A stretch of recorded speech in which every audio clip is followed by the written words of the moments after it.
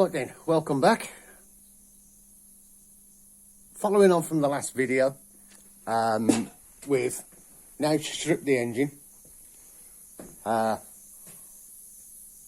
So lying about on the bench, everything's just all laid out.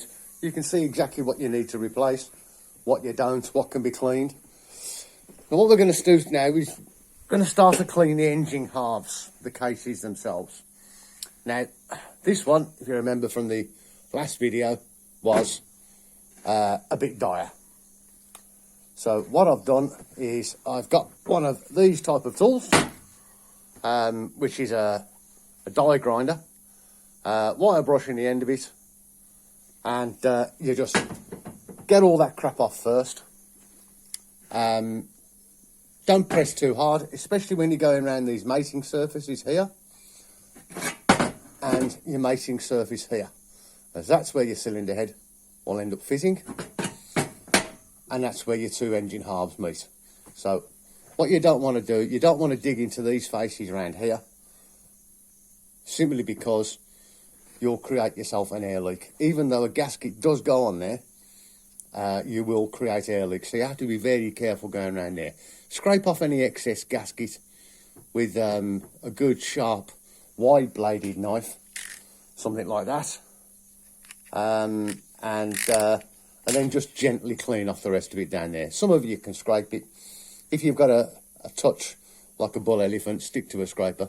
If you've got a touch like a fairy, you can probably get away with using a wire brush. Now, what the wire brush can't do is it can't get right into these corners. So we need to use something else. Now, you can see here, around this area here, you've still got all this white crud. Now, we still need to get rid of that, because when we paint these engine halves, all that will show up, and it will fairly quickly come through the paint. So, and we're going to get into all these little places, up these edges around here, and, you know, into the back, places like this, you know, and into these corners, yeah, and in around here. All the little places, and there's a good one actually, just there, that little section just there, yeah, full of crap, yeah, we need to get all that out. And this is where your Dremel type tool comes in useful. I use one of those. Get it from Machine Mart, relatively cheap, and then pop onto that well-known auction site, you know, eBay, and get yourself a selection of these stones. These little things are pretty good, and they do last, surprisingly, and you can get in quite nicely into there, into all these corners. Yep. So that's what we're going to do now. So I'm going to crack on with that. I'll see you in a minute. I'll show you just quickly how this little tool here can so easily get into these corners. So a little bit noisy.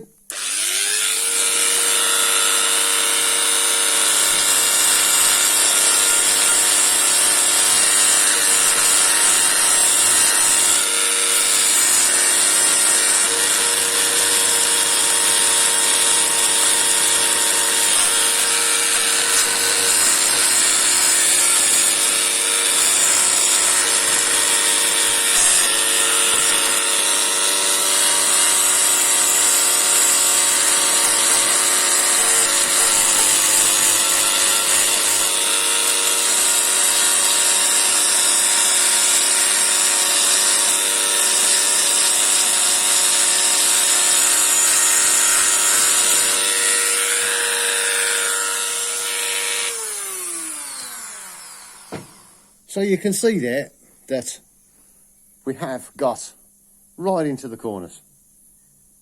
Yeah, and there's very little in there. Maybe I'll have a little dig, but you've got the gist of it. Yeah, that's the ideal thing for your Dremel. Get into all those little corners, get everything nice and clean, ready for painting. Okay, so there you have it. We now have everything nice and clean. We've got into all the corners. You see these lines on here? Yeah, there's surface lines. Don't worry too much about those because the paint will fill those in. They're very, very light. It just looks scratched to hell. But you won't see those at all once it's all painted. And you see we've got into everything down there. So in those corners now, it's all nice and clean. We'll blow that one off with the thinners now. Thinners is actually really good for cleaning up aluminium. So we'll give that a blast with the thinners and the compressed air. And put that to one side. That's ready for painting.